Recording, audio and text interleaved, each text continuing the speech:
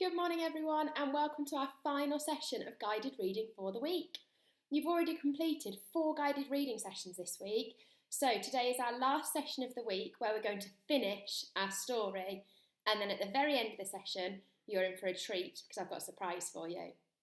Let's find out what we're doing today and then warm up those reading brains. We are learning how to read a simple sentence. We're applying all of the knowledge that we already have, all of our phonics skills, all of our blending skills, and we're putting that into action so that we can read simple sentences. Some of the key words we're using today are word, phonics, sentence, blend and strategy.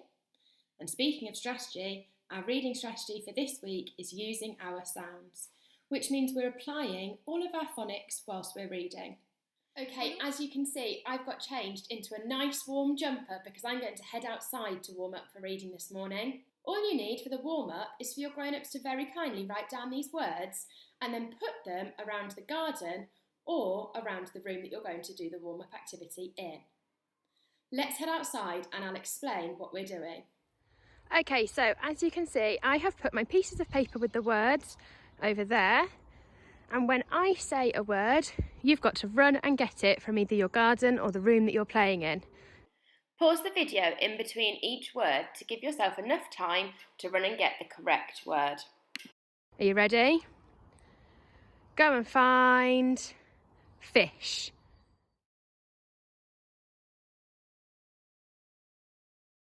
He.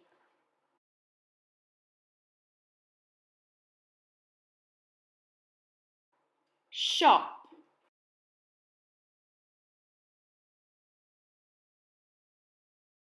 She.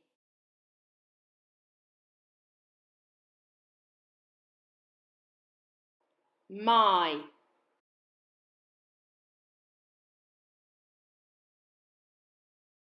Chip.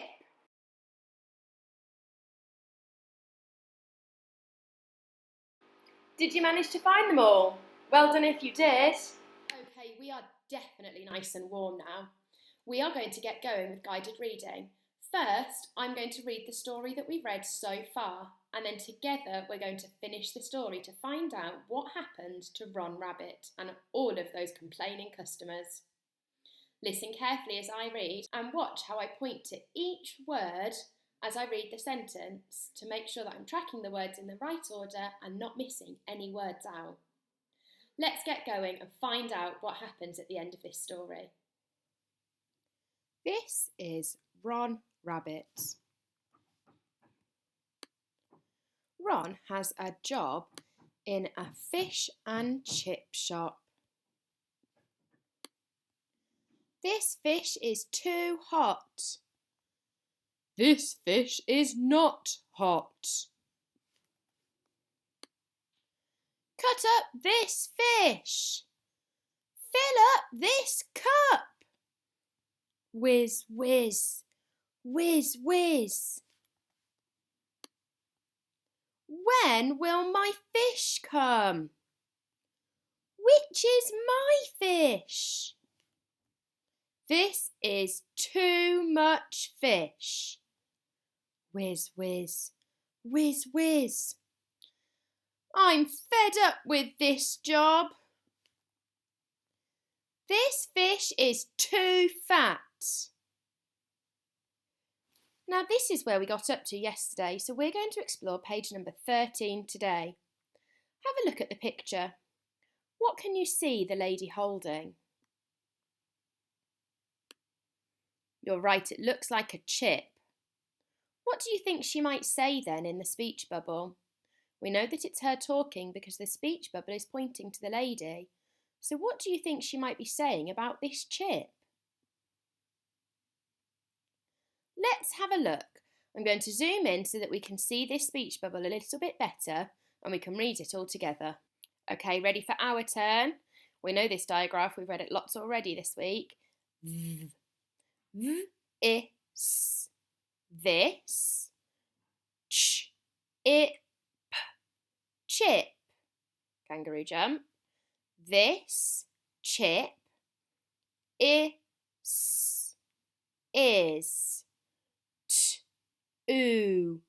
too, kangaroo jump. This chip is too thin. Kangaroo jump. This chip is too thin. Full stop. What was too thin? It was the chip. She was complaining that her chip was too thin. Why do you think she was holding up the chip then? I think she was holding up the chip to show that it was too thin and complain to Ron Rabbit. Okay, challenge. Have a look at this sentence here. Can you spot two digraphs that are the same? Okay, let's check. We've got V. It's the soft or hard sound. F or V. And let's see if we can find it anywhere else. There it is. We've got V in this and F in thin. It's the same grapheme, but it's a different phoneme. So the digraph is written the same, but they make different sounds. Let's have a look on the next page and see what happens next in Ron Rabbit's cafe. Look closely at the pictures, and remember we're just looking at the pictures to start with, using that reading strategy of looking at the pictures. What do you think this man is saying here? He's holding something up with his fork.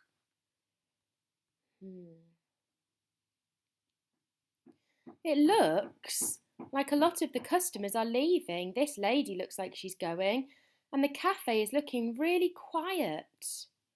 Why do you think the cafe is getting quieter?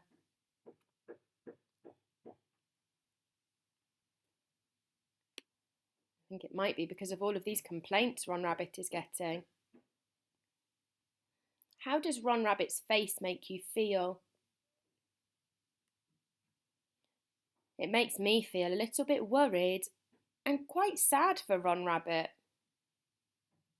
I much preferred it when Ron Rabbit had a big smile on his face at the start of the story.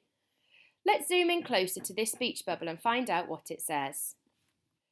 Okay, so this sentence here has just come from this speech bubble. Ready?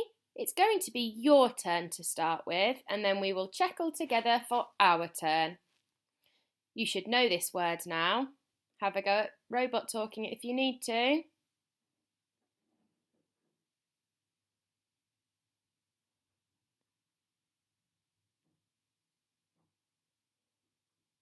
Kangaroo jump.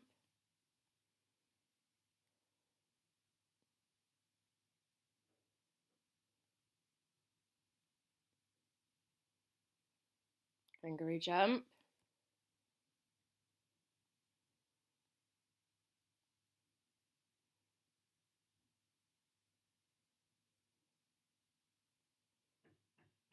Kangaroo jump.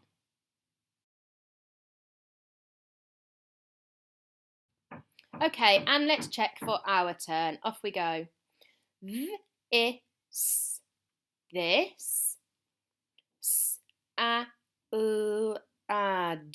Salad. Kangaroo jump. This salad is two. Kangaroo jump. This salad is too wet. There's an exclamation mark, so let's try shouting it when we kangaroo jump this time. This salad is too wet. What was wrong with the salad? It was too wet. We can see it's written here. It is too wet. Why do you think all of these customers are complaining? Yeah, they're not happy with their food, are they? Seems like there are lots of problems in Ron Rabbit's cafe today. What do you think's going to happen next? Have a look carefully at page number 15. What can you see happening on page number 15? Does Ron Rabbit look any happier here? No, he's still got the same facial expression. Wonder what this man is saying. I can see a speech bubble. What else can you see on page number 15? Tell your grown-up 3 things that you can see on this page. I can see what looks like salt or pepper here, a placemat on the table, and a customer sitting on his chair. Let's zoom in a little bit closer to this speech bubble to find out what this man is saying. Okay, I've zoomed into this speech bubble and made it a bit bigger for us. Let's have a go at reading. Off we go. Our turn. This. Your turn.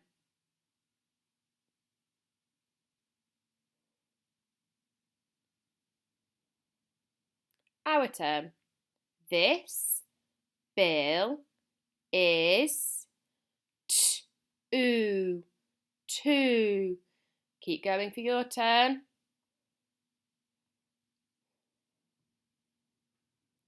Kangaroo jump. This bill is too much with an exclamation mark. Oh no, let's shout it. This bill is too much. What does the word bill mean?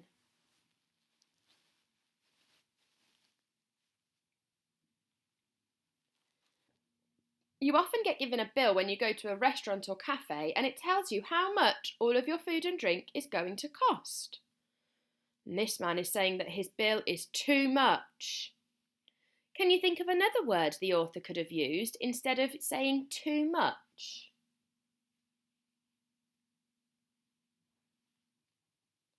I think the author could have written, this bill is too expensive, which means it costs too much money.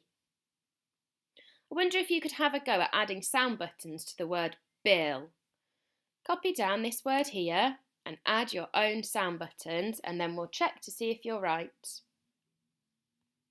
Pause the video if you need some more time, and let's get ready to check. B-I-U. Why have I done a sound line here? Because it's a digraph. A digraph has 2 letters. Digraph makes 1 sound. Well done if you managed to put the sound buttons on correctly. Let's have a look at what happens on the next page. What do you think Ron is doing here? And what do you think this last speech bubble is going to say? Okay, this is the last page in the book, so I would like you to have a go at reading this all on your own, and then we will read it together for our turn to check. Pause the video and give yourself some time to read it, and don't forget this is a tricky word at the start. Join me when you're ready to check it. The, T-H-E spells the shop, shop, is, kangaroo jump, the shop is shut with an exclamation mark. Let's shout it. The shop is shut. Oh no. Why do you think Ron Rabbit has shut the shop?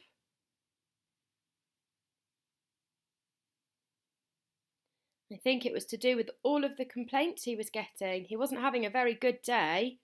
Where do you think he's going to go now? I think Ron Rabbit might head home and have a cup of tea and think about how he can make his day better tomorrow. I hope he doesn't give up. I really hope he does go back to the shop again. Okay, let's have a quick look at this sentence. I'm going to give you a couple of little challenges. before I set your chilies. Can you point to tricky word the? 3, 2, 1. The. T-H-E spells the. The. Okay, and your other challenge for this sentence. Shop and shut both start with the same digraph. Can you write it down?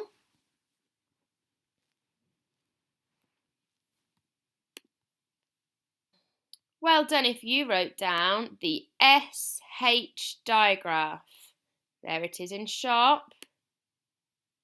And there it is in shut. Shop and shut. S-H. Shh. Can you believe it? I did not think that Ron Rabbit would give up. We know not to give up, don't we? We always work really hard to persevere and be a work-hard whiz. So that's the end of our story for this week called Fish and Chips. I'd like you to take some time to think about this book. Who was your favourite character? What was your favourite part of the story? Was there anything that you didn't like about this book? Have a chat with your grown-ups now. You can always let me know your ideas on the reception email address as well. Okay, it is time for some chilly challenges. Let's have a look at what you're doing today. Use the pictures from the book to retell the story. Can you recall each part? That is Chilly 1. Chilly 2. Use the pictures from the book to retell the story with your own twist. Can you change some of the characters and what they say? Have a go at acting out the story. And Chilly 3. Create your own story where you are working in a shop. What goes wrong? Does anyone come along to save the day? Okay, at the start of the session, I told you that you were in for a treat. Now, at the end of each guided reading session, I've been reading you some space stories. But today, you're going to be hearing from somebody different. Let's have a look at who is reading your story today. Now, as I've said before, you can either choose to watch the story now or pause the video and come back to it before bedtime and have this story as your bedtime story before you go to sleep. Well done for your super effort that you've put in guided reading this week. The videos and pictures you've been sending me have really impressed me, so keep it up. I'll see you next week. Bye everyone, have a lovely weekend and enjoy the story. Hi, I'm Scott Kelly. I'm in the cupola of the International Space Station. You can see the Earth down below me.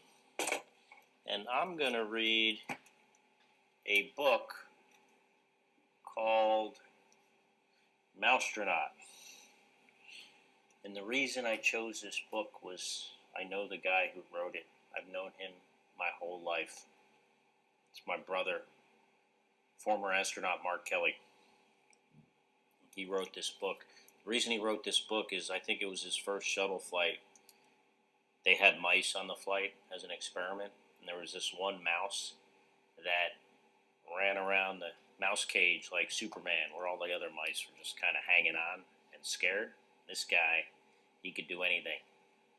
So it gave him this idea that if they had a problem with the space shuttle and an astronaut couldn't fix it because they were too big, their hands were too big, they could, even on a spacewalk, make a little mouse spacesuit and send Maustronaut outside. So, let's get started. And this is story time from space. My brother wrote something here. To all the future astronauts out there, reach for the stars. He just wrote that in there with a pen. Let's see. Now, it might be better if I go like this so you can see what I'm reading. Over the shoulder. Okay. This space shuttle is set for a launch, and the astronauts are doing their last-minute training to prepare for the mission. NASA is sending along some special guests for this flight, and they're training too. See? They're exercising. I don't know what this guy's doing. He's putting balls through a hole. One mouse is smaller than all the rest. His name is Meteor. The other mice know he won't be chosen for this important mission, but someone has his eye on Meteor, and he's impressed with the little mouse's hard work. The shuttle commander announces that 6 mice will be selected for the flight. He picks 5 of the biggest, strongest mice. But for the 6th spot, to everyone's surprise, he chooses... Who do you think he chooses? He chooses Meteor. All 6 are taking to their new home a special cage called the Mouse Hotel. The other mice are nervous as the countdown begins, but not Meteor. He's not nervous. 10, 9, 8, 7, 6, 5, 4, 3, 2, 1. Liftoff!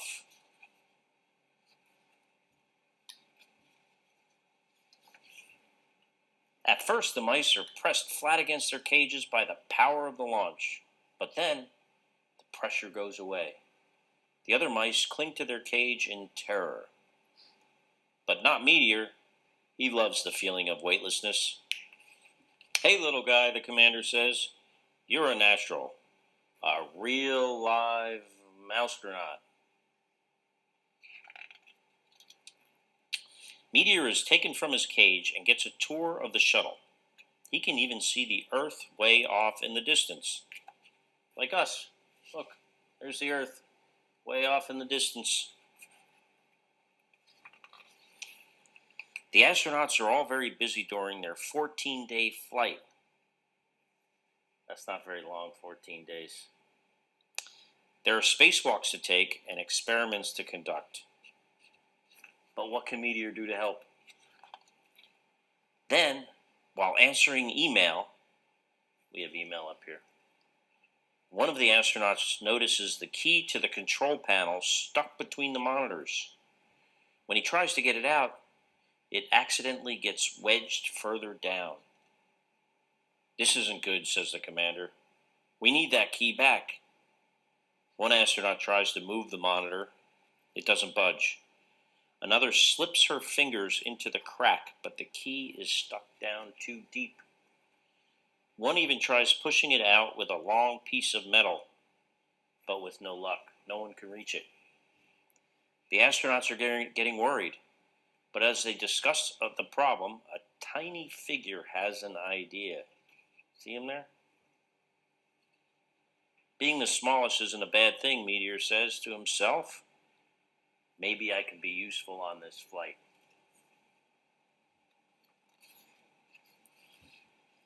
Meteor squeezes his way into the crack.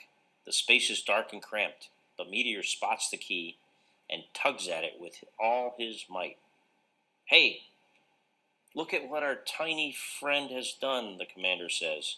He saved the mission. Look, a little key, like for a car. I thought it was a different, like a keyboard key. Anyway, when the shuttle returns to Earth, Meteor is declared a hero. He's even given a brand new uniform and an official title, Maustronaut. All the astronauts cheer and applaud, but Meteor is already thinking about his next big mission. Where do you think that will be? His next big mission. The end. That was story time from space, from the International Space Station.